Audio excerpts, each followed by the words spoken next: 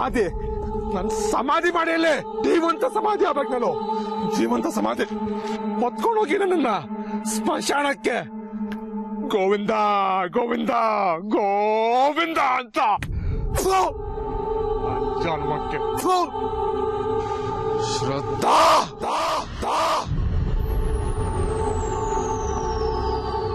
ಅಲ್ಲೆಲ್ಲ ಜನ ಹೋ ಹೇಳಿ ಕೂಗುದ್ರಲ್ದ ಆ ಪಟೇಲ ಸಿಟ್ಟಲ್ಲಿ ಎತ್ಕೊಂಡು ಹೋಗಿದ್ ಕಂಡು ನಂಗ್ ನಾವ್ ಗೆದ್ರೆ ಹೇಳ್ಗೊತ್ತಾಯ್ತು. ಒಟ್ನಲ್ಲಿ ಇವತ್ತು ನಡೆದಿದ್ದೆಲ್ಲ ಕನಸು ನನಸು ಒಂದು ಅರ್ಥ ಆಗ್ತಾ ಇಲ್ಲ ನನಗೆ. ನನ್ನ ಜೀವಮಾನಗೆ ಅಂತ ಅನುಭವ ಆಗಿಲ್ಲ ಮಾರಾಯ. ಬೋನ ನೀನು ದೇವ್ರ ಮಾರಾಯ. ನಾನಂತ ಹೆದರ್ಕೊಂಡಿದ್ದೆ ಎಂತ ಆತದ ಏನಂತ. ಏ ಬೋನ ನಿನ್ ಧೈರ್ಯ ಮೆಚ್ಚೋದು ಮಾರಾಯ.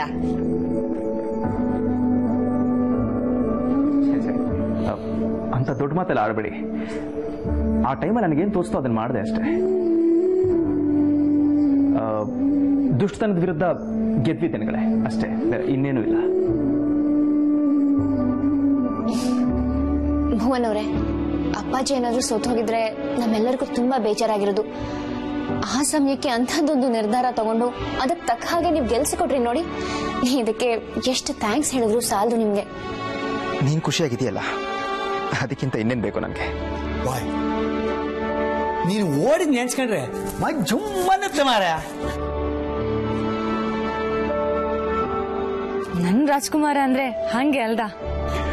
ಒಂದು ವೇಳೆ ಕಂಬಳದಲ್ಲಿ ನೀನು ಸೋತಿದ್ರು ನಾನು ಬೇಜಾರು ಮಾಡ್ಕೊಳ್ತಿರಲಿಲ್ಲ. ಯಾಕೆಂದ್ರೆ ಅಂತ ಸನ್ನಿವೇಶದಲ್ಲಿ ಮುಂದೆ ಬರುವಂತ ಸಾಹಸ ಯಾರು ಮಾಡೋದೇ ಇಲ್ಲ. ನಮ್ಗೆ ಹಾಕ್ಬೇಕು ಏನಾದ್ರೂ ಹಾಕೊಳ್ಳಿ ಅನ್ನೋ ಮನಸ್ಥಿತಿಯವರೇ ಜಾಸ್ತಿ ಇರೋದು ಈಗಿನ ಕಾಲದಲ್ಲಿ. ನಾನು ಯೋಚನೆ ಮಾಡೋನಲ್ಲ, ಯಾಕಂದ್ರೆ ಜೀವನ ಅಂತ ಪಾಠ ಕಲಿಸಿದೆ ನನಗೆ. ಬರೀ ತಪ್ಪುಗಳನ್ನೇ ಮಾಡ್ಕೊಂಡ್ಬಂದೆ. ಹಾಗಾಗಿ ಸತ್ಯ ಯಾವುದು ಅಂತ ಅರ್ಥ ಆಗಿದೆ ನನಗೆ. ಅದಕ್ಕೋಸ್ಕರನೇ ಕೋಣ ಓಡಿಸ್ತೀನಿ ಅಂದಿದ್ದೆ ನಾನು.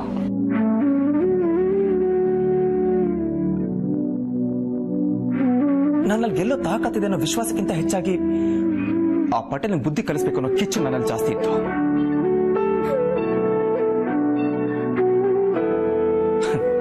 ಅಲ್ಲಿದ್ದವರೆಲ್ಲ ಇವನೇನ್ ಮಾಡ್ಬೋದು ಮಹಾ ಅಂತ ಸುಮ್ಮನೆ ನೋಡ್ತಾ ನಿಂತಿದ್ರು ಅನ್ಸುತ್ತೆ.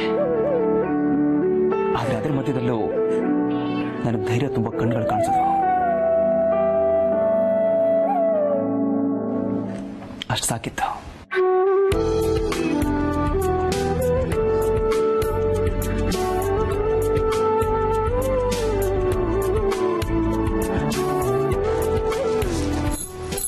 ಅಕ್ಕ ನಂಗೆ ಹೇಳಿದ್ದವ್ರು.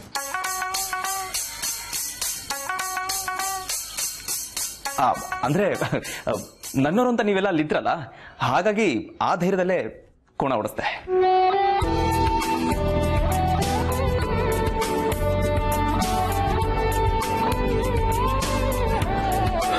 ನೋಡು ಭುವನ್, ಯಾವುದಕ್ಕೂ ನೀನು ಸ್ವಲ್ಪ ದಿವಸ ಹುಷಾರಾಗಿರೋದು ಒಳ್ಳೇದು.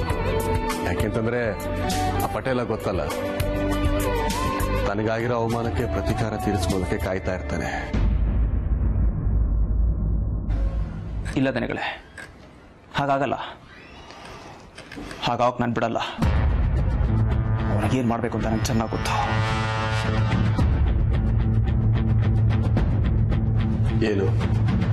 ಏನು ಹಾಗಂದ್ರೆ?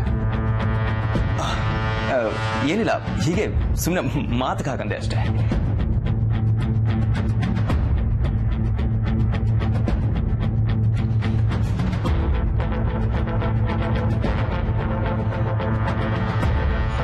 ನೋಡು ಭುವನ್, ನೀನ್ ಯಾವುದೇ ರೀತಿ ಅಪಾಯದಲ್ಲಿ ಸಿಕ್ಕಾಕೊಳ್ಳೋದು ನನಗಿಷ್ಟ ಆಗೋದಿಲ್ಲ. ನೀನು ಬರೀ ಮನೆ ಕೆಲಸದವನಲ್ಲ,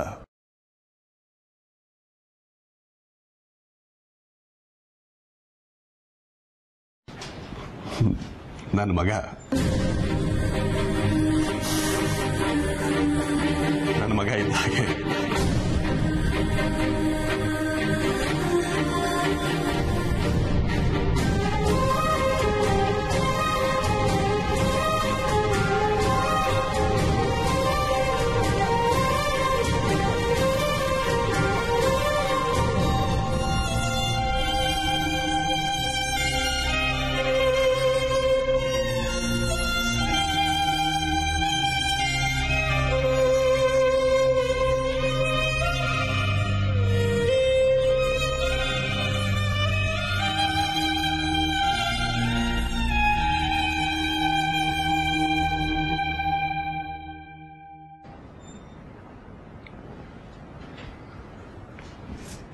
ದೊಡ್ಡ ಮದು ದಣಿಗಳೇ. ಇಲ್ಲ ಕಣ, ನಾನು ಅಂತ ಕಾರಣದಿಂದ ಹೇಳ್ತಾ ಇದ್ದೀನಿ.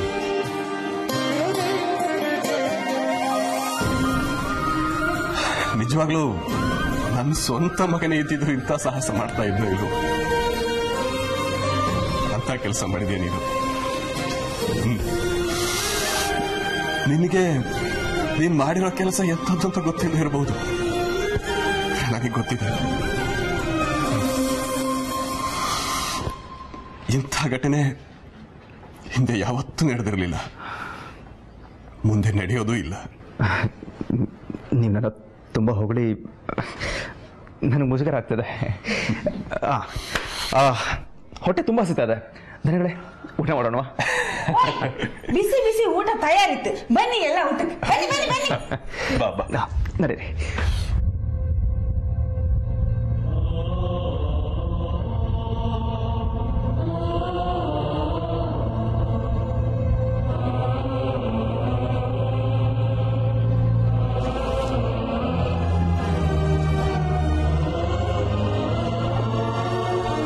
ಭುವನ್, ಬನ್ನಿ. ಯಾಕಿಲ್ಲ ನಿಂತ್ಬಿಟ್ರಿ? ಇಲ್ಲ ಶ್ರದ್ಧಾ, ಅದೇನೋ ಅಂತಾರಲ್ಲ, ಕಾಲು ಒಂಥರ ನೆಲದಲ್ಲಿ ಹೂತೋಗಿದೆ ಅನಿಸ್ತದೆ. ನಾನು ನಂಬ್ಕೊಂಡು ಯಾರಾದ್ರೂ ಏನಾದ್ರೂ ಈ ಥರ ಮಾತಾಡ್ಬಿಟ್ರೆ ನನಗೇನು ಮಾಡಬೇಕು ಅಂತ ಗೊತ್ತಾಗಲ್ಲ. ಹುಟ್ಟಿಸಿದ ತಪ್ಪಾಗಂತೂ ನನ್ನ ಮೇಲೆ ಕಾಳಜಿ ಇರಲಿಲ್ಲ. ಅವನನ್ನು ಎಷ್ಟು ದ್ವೇಷ ಮಾಡ್ತಿದ್ದೆ ಅಂದ್ರೆ ಅವನು ಹೇಗಿದ್ದೇನೆ ಅಂತಾನೆ ನನಗೆ ಗೊತ್ತಿಲ್ಲ. ಮನಸ್ಸಲ್ಲಿ ಒಂದು ಚಿತ್ರನ ಅಳಸ ಹಾಕಿದ್ದೆ. ಯಾವತ್ತಾದ್ರೂ ನನ್ನ ಕಣ್ಮುಂದೆ ಅವ್ನು ಕಾಣಿಸ್ಕೊಂಡ್ರೆ ಅವನ್ನ ಸಾಯಿಸ್ಬಿಡ್ಬೇಕು ಅನ್ಕೊಂಡಿದ್ದೆ ಒಂದಿಷ್ಟು ದಿನ.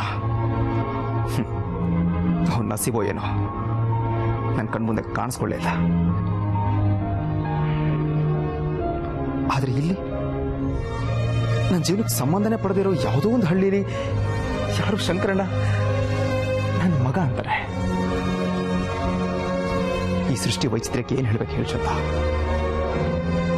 ಇದಕ್ಕೆಲ್ಲ ಏನಾದ್ರೂ ಅರ್ಥ ಇದೆಯಾ? ಎಲ್ಲದಕ್ಕೂ ಅರ್ಥಗಳನ್ನ ಹುಡ್ಕೊಂಡು ಕುತ್ಕೊಳಕ್ ಆಗೋದಿಲ್ಲ ಭುವನ್. ಎಷ್ಟೋ ವಿಷಯಗಳು ನಮ್ಮ ಕಂಟ್ರೋಲ್ಗೆ ಇಲ್ಲದೆ ನಡೆದು ಹೋಗ್ಬಿಡ್ತವೆ ಅಲ್ವಾ? ಈಗ ನೀವೇ ನೋಡಿ, ನನಗೆ ಈ ಹಳ್ಳಿಗೆ ಬರ್ತೀನಿ ಅಂತಾನೆ ಗೊತ್ತಿರ್ಲಿಲ್ಲ. ಆದ್ರೆ ಈಗ ಈ ಹಳ್ಳಿನ ಬಿಟ್ಟು ಹೋಗಕ್ಕೆ ಮನ್ಸೇ ಇಲ್ಲ ನನಗೆ. ನಾಳೆ ನೀವೇ ನನ್ನ ಒತ್ತಾಯ ಮಾಡಿ ಕರೆದ್ರು ಬರೋದಿಲ್ಲ ನಾನು ಇಲ್ಲಿಂದ. ನನಗೆ ಒತ್ತಾಯ ಮಾಡೋದಿಲ್ಲ ಶ್ರದ್ಧಾ. ಅಕ್ಕ, ಹಾ ಬಂದೆ ಬಂದೆ ಪುಟಿ. ಹೊರಡಿ, ಲೇಡೀಸ್ ಫಸ್ಟ್.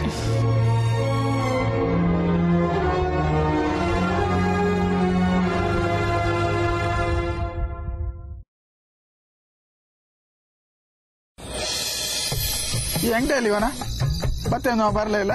ಎಲ್ಲ ಅಷ್ಟೇ ಬರಯ, ಇಂಥ ಟೈಮಲ್ಲೇ ಕೊಡ್ತರು. ನಾನು ಕತಿ ನೋಡು ಹಿಂಗ ಅಲ್ಲ. ಶ್ರದ್ಧಾ ಮೇಡಮ್ ಊರಿಗೆ ಬಂದಾಗ್ಲಿಂದ ಒಂದ್ ಹುಡುಗಿ ಕಣ್ಣೆತ್ ನೋಡಿದ್ನ ಅಂತ ಪ್ರೀತಿ ನಂದು ಅಲ್ಲ. ಅವ್ರು ಹಾಡಿದ್ದೇ ಒಂದ್ ಮಾತು ನನ್ನ ಹೊಡೆದು ಹೊತ್ತು. ಅವ್ರೆಂತ ಹೇಳ್ರು, ಏನಂತ ಕೇಂದ್ಯೋ? ನಂಗೆಂತ ಅನುಮಾನ ಮಾರ.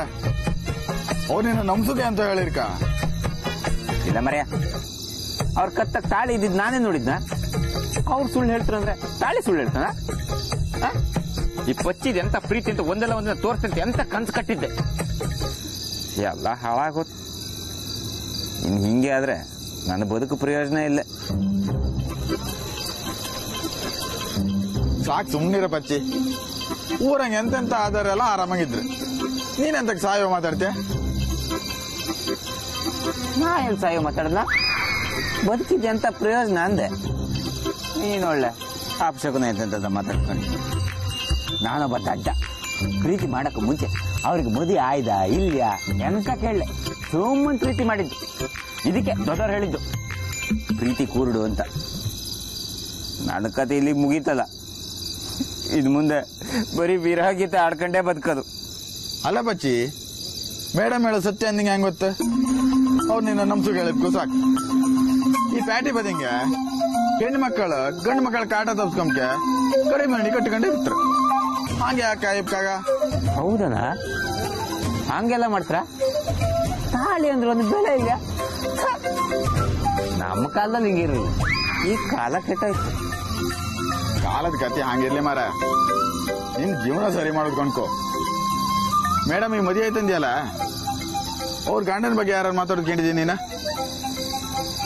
ಕಾಗ್ದ ಪೋಸ್ಟಿಗೆ ಹಾಕದೆಲ್ಲ ಕಂಡಿದ್ದೀನಿ ನೀನ? ಗಂಡ ಇದ್ದೀರಿ ಬರ್ಕಿದ್ದಿತ್ತಲ್ಲ, ಬಂದು ಮಾತಾಡ್ಕಿದ್ದಿತ್ತಲ್ಲ. ಅದು ಸರಿ, ಮದುವೆ ಆಗಿರೋ ವಿಷಯ ಶ್ರದ್ಧಾ ಮೇಡಮ್ ನಂಗೆ ಹೇಳಿದ್ಮೇಲೆ ಗೊತ್ತಾಗಿತ್ತು.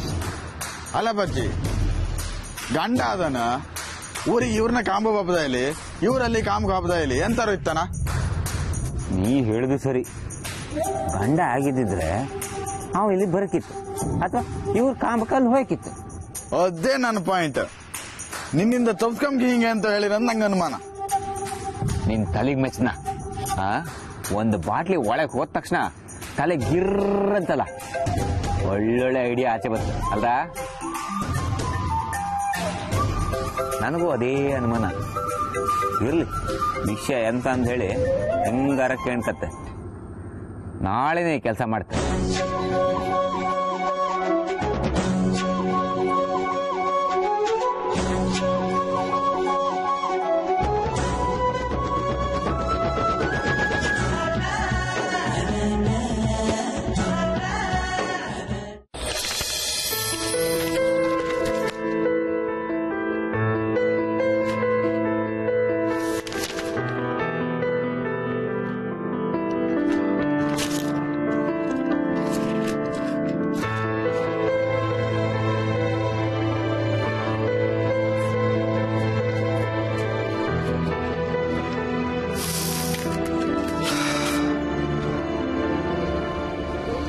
ಮಂಗಳ,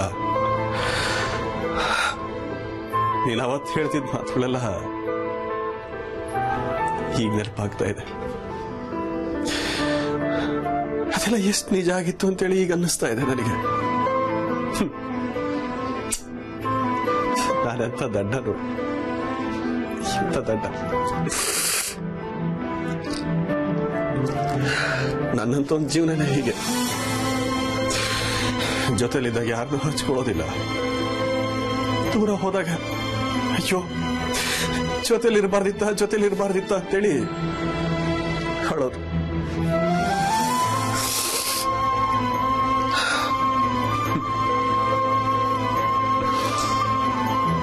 ನೀನ್ ನನ್ನ ಜೊತೆಗಿದ್ದಿದ್ರೆ ನೀ ಕೈ ಮುಗಿದು ಕ್ಷಮೆ ಕೇಳ್ತಾ ಇದ್ದೆ. ಬಹುಶಃ ಕ್ಷಮೆಗೂ ನಾನು ಅರ್ಹ ಅಲ್ಲ ಅಂತ ದೇವರೇ ಡಿಸೈಡ್ ಮಾಡ್ಬಿಟ್ಟ.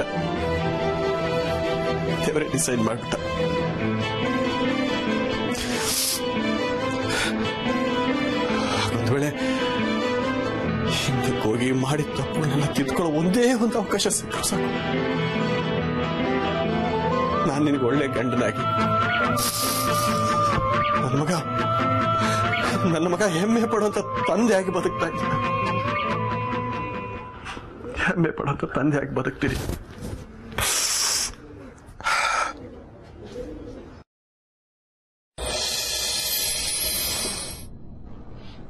ಅನಾಥ ಮಗುವಾದೆ ನಾನು, ಅಪ್ಪನು ಅಮ್ಮನು ಇಲ್ಲ, ಬಿಕಾರಿ ದೊರೆಯಾದೆ ನಾನು, ಅತ್ತರೆ ಮುದ್ದಿಸೂರಿಲ್ಲ.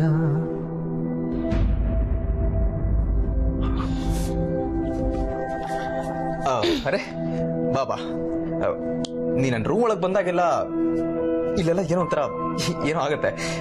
ಏನಾಗತ್ತೆ ನೋಡು, ಮಾತೆ ಹೊಡ್ತಾ ಇಲ್ಲ ನನಗೆ. ಅದೇನೋ ಅಂತಾರಲ್ಲ, ಆ ಥರ ಏನೋ ಆಗತ್ತೆ. ಸಾಕು, ಡೈಲಾಗ್ ಹೊಡೆದು ನನ್ನನ್ನ ಇಂಪ್ರೆಸ್ ಮಾಡೋದೇನು ಬೇಕಾಗಿಲ್ಲ. ಡೈಲಾಗ್ ಎಲ್ಲ ಹೊಡೆದು ನಿನ್ನ ಯಾಮಾರ್ಸಕ್ಕಾಗಲ್ಲ ಅಂತ ಇಷ್ಟು ದಿನ ನಿನ್ ಜೊತೆಗಿದ್ದು ಅರ್ಥ ಆಗಿದೆ ಟೀಚರ್.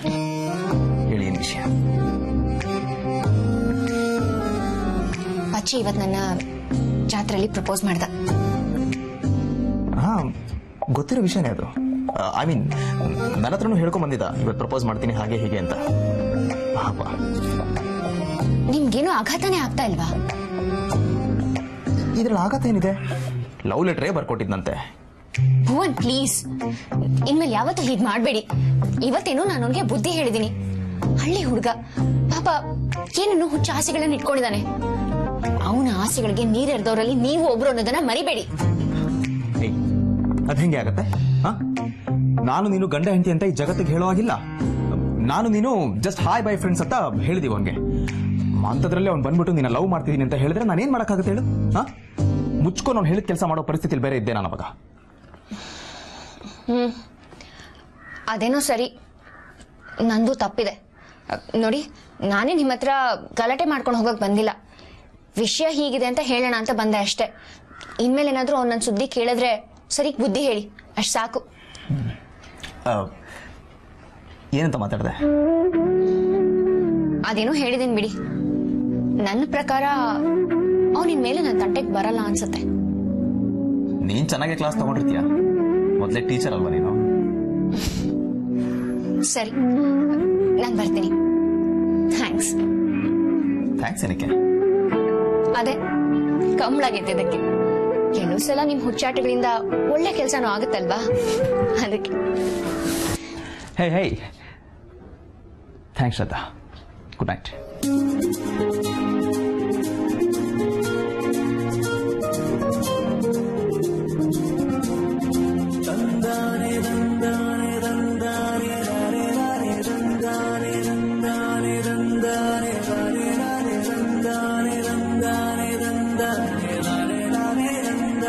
ಏನಿದು ಬಂಪರ್ ಪ್ರೈಸು? ಕಡೆಗೂ ನನ್ನ ಮೇಲೆ ಸ್ವಲ್ಪನಾದ್ರೂ ಕರುಣೆ ತೋರಿಸಿದೆಯಲ್ಲಪ್ಪ ದೇವರೇ.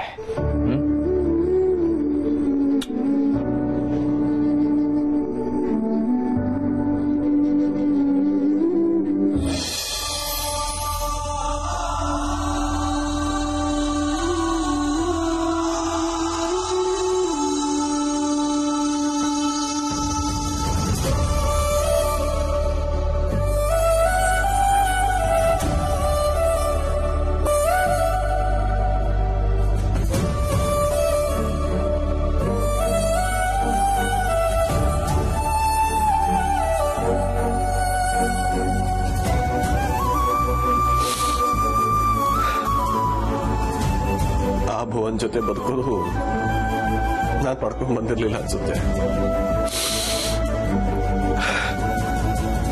ಅದಕ್ಕೆ ದೇವರು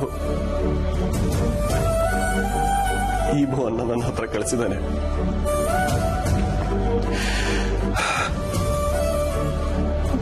ನನ್ನ ಮಗನು ಇದೇ ವಯಸ್ಸಿನವನು, ಹೇಗಿರ್ತಿದ್ನೋ ಏನೋ, ಎಲ್ಲಿದನೋ ಏನು.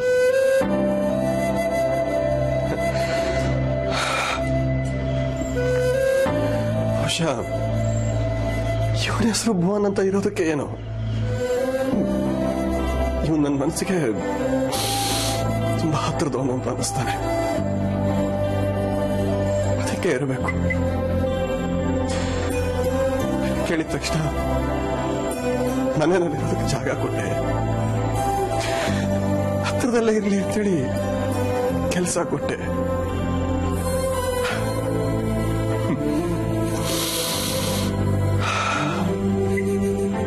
ಯಾವ ತಾಯಿ ಹೆತ್ತ ಮಗನೋ ಏನು ನನ್ನ ಮರ್ಯಾದೆ ಉಳಿಸ್ಬಿಟ್ಟೆ.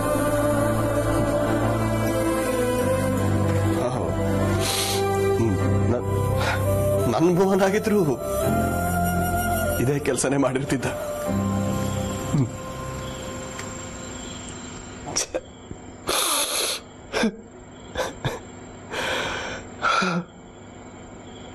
ತಾಯಿ ಮಗನ ನಡು ನೀರಿನಲ್ಲಿ ಬಿಟ್ಟು ಬಂದು ಪಾಪಿ ನಾನು.